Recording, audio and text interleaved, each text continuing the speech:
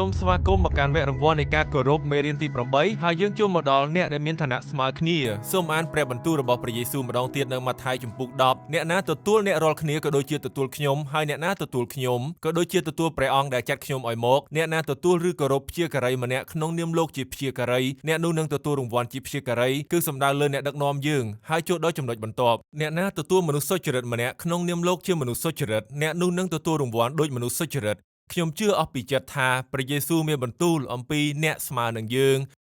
ខ្ញុំសូមប្រាប់អ្នកពីរឿងមួយដែលបង្ហាញពីចំណុចនេះយ៉ាងច្បាស់លាស់នៅព័ន្ធកិច្ច Messenger International យើងមានចិត្តឆេះឆួលជាខ្លាំងអំពីការផ្ដល់ធនធានរបស់យើងទៅកាន់អ្នកដឹកនាំនៅជុំវិញពិភពលោកហើយប៉ុន្មានឆ្នាំមុនពេលដែលយើងទៅតែផ្លាស់ទៅរដ្ឋ Colorado គ្រួសាររបស់យើងបានទៅជិះនាវាកម្សាន្តវាគឺជាដំណើរកម្សាន្តតាមនាវាដំបូងដែលយើងបានធ្វើដំណើរហើយមានគ្រូកងវិល2គ្រួសារទៀតនៅលើនាវានោះដែរនៅពេលដែលយើងកំពុងជិះនាវាកម្សាន្តមានគ្រូកងវិលម្នាក់នៅទីក្រុង Colorado Springs បានជួលប្រធាននាយកដ្ឋានផ្នែកបកប្រែអន្តរជាតិរបស់យើងទៅធ្វើការដោយយើងមិនបានដឹង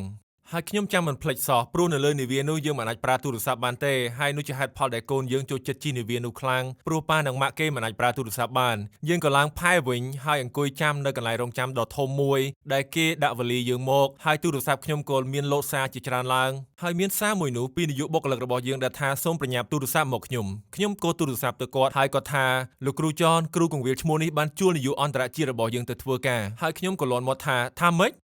ខ្ញុំមិនដឹងនិយាយយ៉ាងម៉េចពីអារម្មណ៍ខ្ញុំទេបើថាត្រឹមតែខឹងក៏ដូចមិនត្រូវដែរគឺខឹងជាខ្លាំងហើយមិនសប្បាយចិត្តសោះយ៉ាងណាមិញគ្រូកងវិលដែលជួលបុគ្គលិករូបនេះហើយបុគ្គលិកនោះជាស្ត្រីគឺទៅធ្វើការនៅនាយកដ្ឋានផ្នែកភាពយន្តនៃក្រុមជំនុំរបស់គាត់អូខេហើយយើងបានចំណាយពេល9ខែដើម្បីបណ្ដុះបណ្ដាលដល់គាត់ព្រោះនេះជាមុខតំណែងមួយដ៏ខ្លាំងក្លាអ្នកត្រូវយល់ពីកងត្រានៃប្រទេសផ្សេងច្បាប់នៅតាមប្រទេសផ្សេងស្គាល់នៅគ្រឹះស្ថានបោះពុម្ពផ្សាយហើយមានការបណ្ដុះបណ្ដាលស៊ីជម្រៅជាខ្លាំងហើយយើងក៏បានចំណាយពេលជាង9ខែបណ្ដុះបណ្ដាលគាត់ឲ្យធ្វើកិច្ចការនេះហើយគាត់ក៏ធ្វើការងារបានយ៉ាងល្អសម្រាប់យើងព្រោះនៅត្រឹមពេលដែលគាត់ធ្វើការជាមួយយើងដែលយើងបានកើនឡើងពី1ទៅ18ភាសានៅក្នុងការបកប្រែសៀវភៅរបស់យើងហើយវាត្រូវចំណាយពេល10ឆ្នាំដើម្បីធ្វើកិច្ចការនោះហើយនៅក្នុងពេល9ខែគាត់បានបង្កើនពី18ភាសាទៅ23ភាសាដូច្នេះគាត់ជាបុគ្គលិកដ៏ឆ្នើមម្នាក់ហើយខ្ញុំពិតជាមិនសប្បាយចិត្តសោះខ្ញុំចាំថាទម្រាំអត់ទោសដល់គាត់គឺខ្ញុំប្រើពេល2ថ្ងៃគឺ2ថ្ងៃ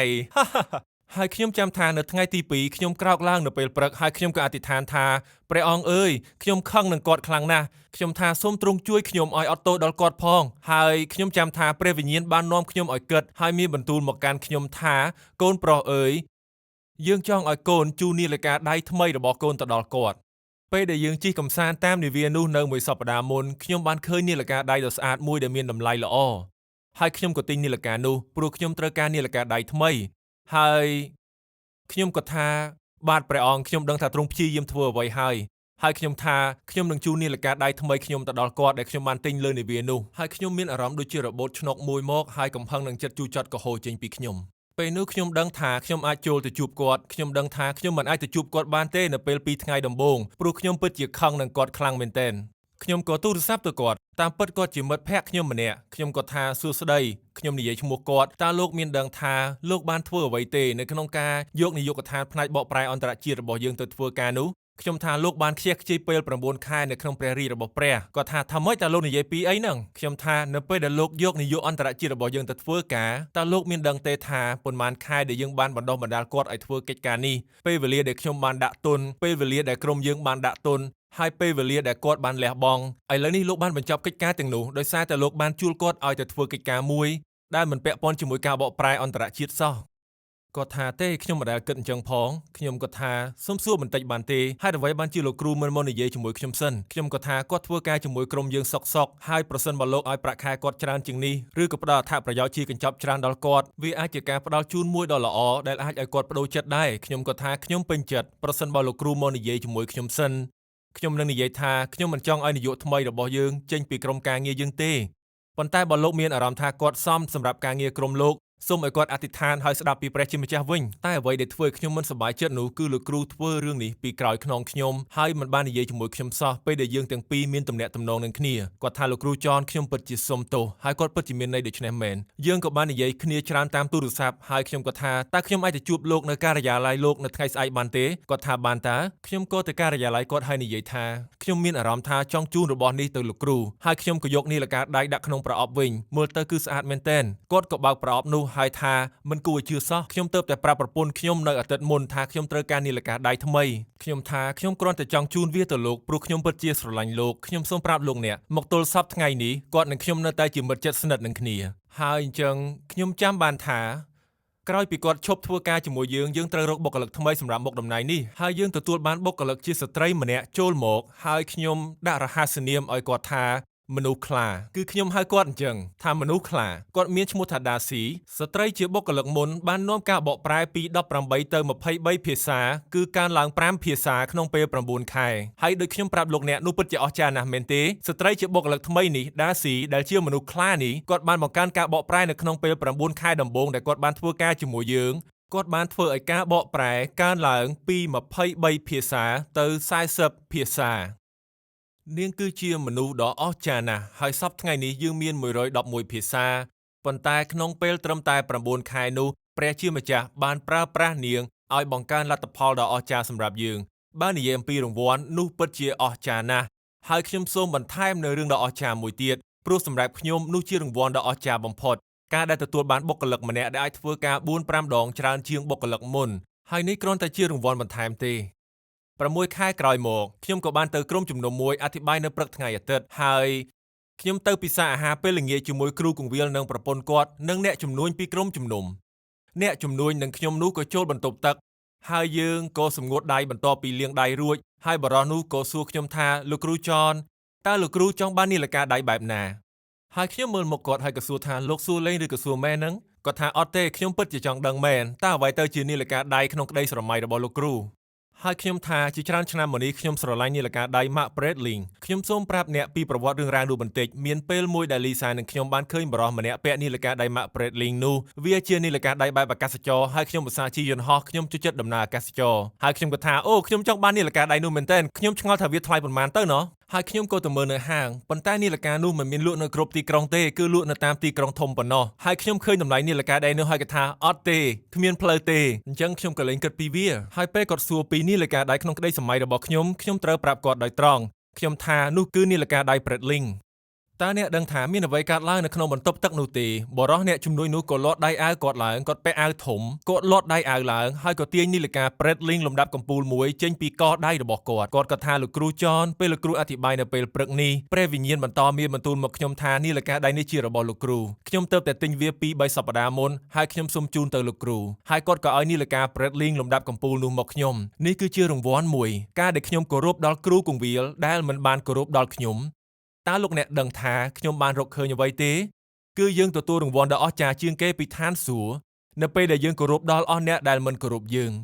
ព្រះយេស៊ូវមានបន្ទូលថាបើអ្នកស្រឡាញ់និងគោរពដល់អស់អ្នកដែលគោរពដល់អ្នកតើអ្នកទទួលបានរង្វាន់អ្វីសូម្បីតែជនពាលក៏គេធ្វើដូច្នេះដែរទ្រង់មានបន្ទូលថាពេលដែលអ្នកស្រឡាញ់អស់អ្នកដែលប្រមាថដល់អ្នកនោះព្រះជាម្ចាស់នឹងប្រទានរង្វាន់ដ៏ពិតពីឋានសួគ៌មកដល់អ្នកដូច្នេះព្រះគម្ពីររ៉ូមជំពូកទី12ខ9ដល់10ចែងដូចនេះចូលមានចិត្តស្រឡាញ់ដោយឥតលាក់ពុតឡើយខ្ញុំសូមប្រាប់អ្នកពីនិយមន័យនៃការលាក់ពុតជាការបិទបាំងនៅអត្តចរិតឬគ្រឿងជំរុញទឹកចិត្តពិតប្រាកដរបស់មនុស្សម្នាក់សកម្មភាពខាងក្រៅដែលមិនស្របជាមួយទឹកចិត្តនៅខាងក្នុងដូច្នេះចូលមានចិត្តស្រឡាញ់ដែលឥតលាក់ពុតឡើយចូលស្អប់ខ្ពើមអ្វីៗដែលអាក្រក់ហើយជាប់ចិត្តតែនឹងអ្វីៗដែលល្អវិញចូលស្រឡាញ់រាប់អានគ្នាទៅវិញទៅមកទុកដូចជាបងប្អូនបង្កើតត្រូវលើកកិត្តិយសគ្នាទៅវិញទៅមកដោយចិត្តគោរព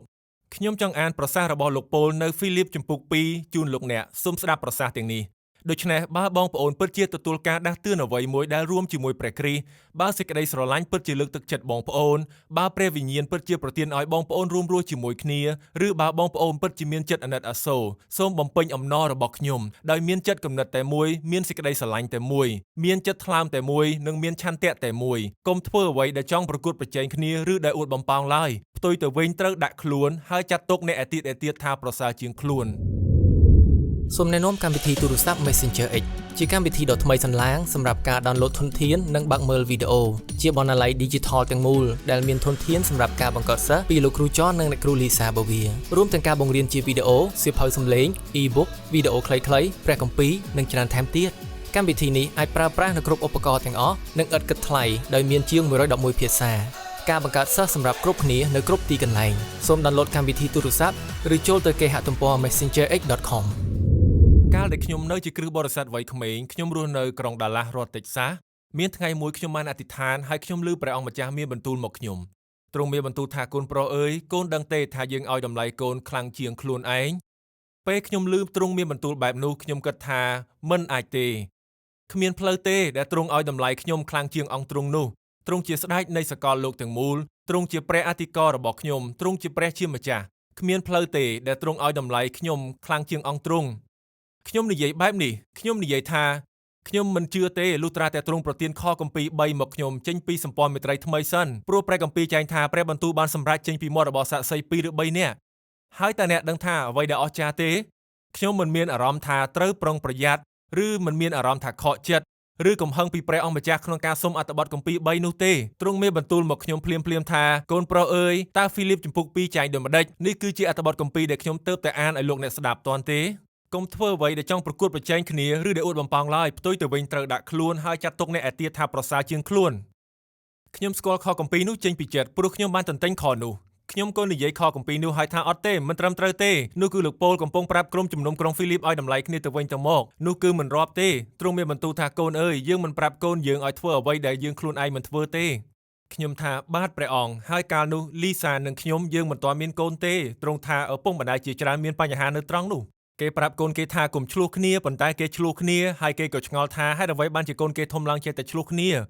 ាគេប្រាប់កូនថាកុំជេរប៉ុន្តែពួកគេជេរនៅមុខកូនហើយកូនគេធំឡើងក៏ចេះជេរដែរទ្រង់មានបន្ទូលថាយើងមិនប្រាប់កូនយើងឲ្យធ្វើអ្វីដែលយើងខ្លួនឯងមិនធ្វើទេហើយខ្ញុំថាអូខេនោះគឺអត្ថបទគម្ពីរមួយ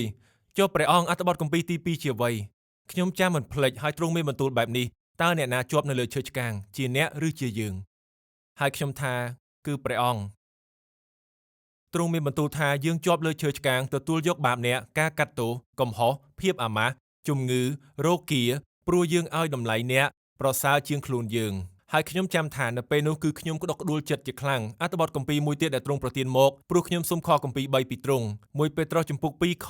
24ដែលចែងថាព្រះគ្រីស្ទបានផ្ទុកបាបរបស់យើងក្នុងព្រះកាយរបស់ព្រះអង្គដែលជាប់លើឈើឆ្កាងហើយខ្ញុំដឹងថាទ្រង់នឹងជួយខ្ញុំឲ្យយល់ខ្ញុំនិយាយថាចុះទី3នោះអត្ថបទគម្ពីរទី3គឺរ៉ូមជំពូក12ខ10ចូលស្រឡាញ់រាប់អានគ្នាទៅវិញទៅមកទុកដូចជាបងប្អូនបង្កើតត្រូវលើកកិត្តិយសគ្នាទៅវិញទៅមកដោយចិត្តគោរពព្រះអង្គម្ចាស់មានបន្ទូលប្រាប់ខ្ញុំថាយើងគឺជាបងប្រុសច្បងយើងគឺជាបងប្រុសច្បងដែលមានប្អូនប្រុសស្រីជាច្រើនទ្រង់ឲ្យតម្លៃខ្ញុំខ្លាំងជាងអង្គទ្រង់ហើយទ្រង់ជាព្រះដែលរងទុក្ខទារុណកម្មសម្រាប់ខ្ញុំហើយព្រះយេស៊ូវមានបន្ទូលបែបនេះខ្ញុំពេញចិត្តព្រះបន្ទូលនេះចេញពីការបកប្រែ The Message នេះពិតជាអស្ចារ្យណាស់ខ្ញុំបានឮពីរឿងនេះជាបទបញ្ញត្តិមាសប៉ុន្តែសូមស្ដាប់ចេញពីព្រះគម្ពីរ The Message ព្រះយេស៊ូវមានបន្ទូលថានេះជាការណែនាំដ៏សាមញ្ញមួយសម្រាប់អេរយាបថរបស់អ្នករាល់គ្នាចូលសួរខ្លួនឯងតើអ្នកចង់ឲ្យមនុស្សធ្វើអ្វីចំពោះអ្នកនោះចូលផ្ដួចផ្ដើមគំនិតហើយធ្វើវាសម្រាប់ពួកគេចុះខ្ញុំពេញចិត្តពីចំណុចនេះចេញពីព្រះគម្ពីរ The Message ខ្ញុំចង់បញ្ចប់ជាមួយរឿងនេះដែលបង្ហាញពីរបៀបដែលព្រះជាម្ចាស់ប្រទានរង្វាន់ដល់យើងនៅពេលដែលយើងគោរពដល់អ្នកស្មើយើងកាលនោះខ្ញុំអធិប្បាយនៅសន្និបាតមួយនៅរដ្ឋ Florida ខាងត្បូងនៅចុងសន្និបាតខ្ញុំគិតថានៅយប់ថ្ងៃសុក្រមានបរិសម្នាក់ដើរមកជួបខ្ញុំហើយគាត់ស្លៀកពាក់យ៉ាងស្អាតហើយអាចឃើញថាគាត់ជោគជ័យគាត់ថាលោកគ្រូបូវី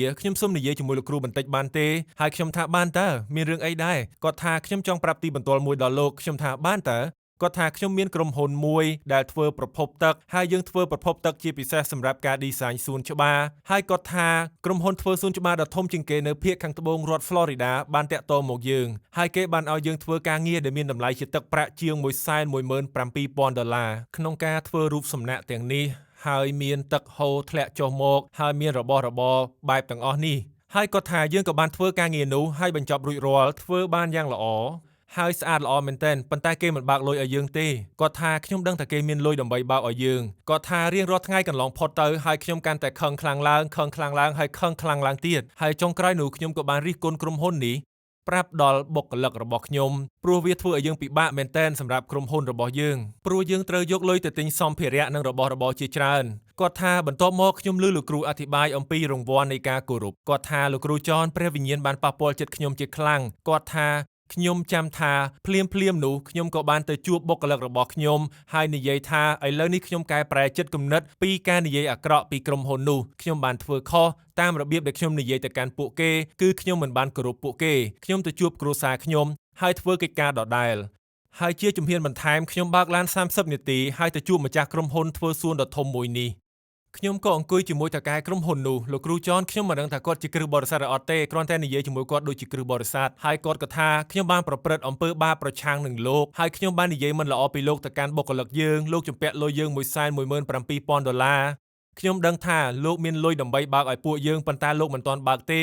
ហើយធ្វើឲ្យក្រុមហ៊ុនយើងពិបាកមែនទែនប៉ុន្តែខ្ញុំដឹងថាក្នុងដំណើរការនេះទាំងមូលខ្ញុំគឺជាអ្នកខុសដូច្នេះខ្ញុំមកដើម្បីសូមអភ័យទោសហើយខ្ញុំមកប្រាប់លោកថាលោកអាចបើកលុយនោះឲ្យយើងពេលណាក៏បានហើយរឿងមួយទៀតនោះខ្ញុំចង់ឲ្យលោកបើកលុយមកយើងទៅតាមអ្វីដែលលោកគិតថាការងារនោះមានតម្លៃប៉ុណ្ណាសម្រាប់លោកគឺបើកលុយនៅពេលណាក៏ដោយដែលលោកចង់បើកហើយគាត់ថាខ្ញុំក៏ដើរចេញទៅគាត់ថាមួយសប្តាហ៍ក្រោយមកខ្ញុំក៏ទទួលសាច់ក្នុងសម្បត្តិពីក្រុមហ៊ុនមួយនោះដែលមានលុយ$11,000អូខេលោកអ្នកស្ដាប់តន់ទេទឹកប្រាក់$11,000ទោះបីជាគេជំពាក់លុយ$117,000ក៏ដោយតែគេឲ្យសាច់$11,000ដែលមានន័យថាការងារអ្នកមានតម្លៃ$11,000ដូច្នេះអ្នកឃើញទេរង្វាន់នៃការគោរពក៏មិនដំណើរការដែរទេ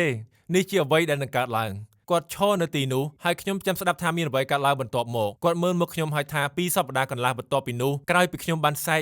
$11,000នោះយើងក៏ទទួលការងារដ៏ធំជាងគេដែលក្រុមហ៊ុនរបស់យើងមិនធ្លាប់ទទួលយើងទទួលបានការងារជាទឹកប្រាក់$2 លានកន្លះហើយក៏ថា4សប្តាហ៍ក្រោយមកយើងទទួលបានការងារជាទឹកប្រាក់$7 លានលោកអ្នកនេះជាចំណុចសំខាន់រង្វាន់ជាញឹកញាប់មិនមកតាមរយៈអ្នកដែលលោកអ្នកគោរពទេតែមកពីកន្លែងផ្សេងវិញម្ដងទៀតព្រះយេស៊ូវមានបន្ទូលថាបើអ្នកគោរពដល់អស់អ្នកដែលគោរពដល់អ្នកតើអ្នកនឹងទទួលរង្វាន់អ្វីអ្នកពិតជាទទួលរង្វាន់ពេលដែលអ្នកគោរពដល់អស់អ្នកដែលបានប្រមាថដល់អ្នកដូច្នេះបានជាព្រះយេស៊ូវមានបន្ទូលថាចូលស្រឡាញ់ខ្មាំងសត្រូវអ្នកចូលអធិដ្ឋានដល់អ្នកដែលធ្វើរឿងអាក្រក់ចំពោះអ្នកអធិដ្ឋានសម្រាប់ពួកគេនិយាយល្អអំពីពួកគេជូនពរដល់អ្នកដែលជេរប្រតិចផ្ដាសាអ្នកទ្រង់មានបន្ទូលថាគឺអ្នកទទួលយកលក្ខណៈនិងអត្តចរិតរបស់ព្រះបិតាដែលគង់នៅឋានសួគ៌សូមគិតពីរឿងនោះមុនពេលដែលយើងគ្រប់គ្នាស្គាល់ព្រះយេស៊ូវមុនពេលដែលយើងរីករាយក្នុងទ្រង់មុនពេលដែលយើងដឹងអំពីអ្វីដែលទ្រង់បានធ្វើសម្រាប់យើងទ្រង់ជ្រើសរើសសុគតសម្រាប់យើងទ្រង់ផ្ដល់កិត្តិយសដល់យើងមុនពេលដែលយើងគោរពដល់ទ្រង់ទៅទៀតនេះជារបៀបដែលយើងត្រូវរស់នៅហើយនោះជាហេតុផលដែលយើងទទួលព្រះពរដ៏អស្ចារ្យពេលយើងគោរពដល់អ្នកស្មើយើងនៅមេរៀនបន្ទាប់យើងចូលដល់អស់អ្នកដែលស្ថិតនៅក្រោមការថែទាំរបស់យើងម្ដងបើនិយាយដោយត្រង់ទៅនេះជារឿងដ៏រំភើបបំផុតសម្រាប់ខ្ញុំនឹងចំណាយពេលក្នុងមេរៀនបន្ទាប់ទៀតនេះ9 10 11និង12និយាយអំពីអស់អ្នកដែលស្ថិតនៅក្រោមការថែទាំរបស់យើងសម្រាប់ខ្ញុំវាគឺជាផ្នែកដ៏រំភើបបំផុតនៃមេរៀននេះទាំងមូលខ្ញុំពិតជារំភើបណាស់ជួបគ្នានៅមេរៀនបន្ទាប់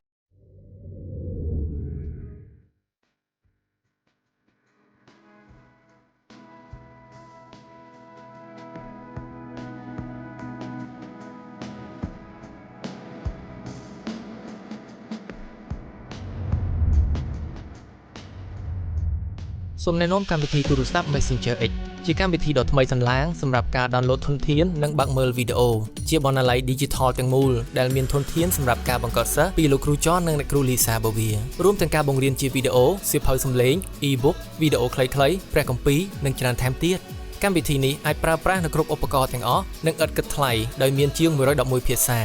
ការបង្កើតសិស្សសម្រាប់គ្រប់គ្នានៅគ្រប់ទីកន្លែងសូមដោនឡូតកម្មវិធីទូរស័ព្ទឬចូលទៅគេហទំព័រ messengerx.com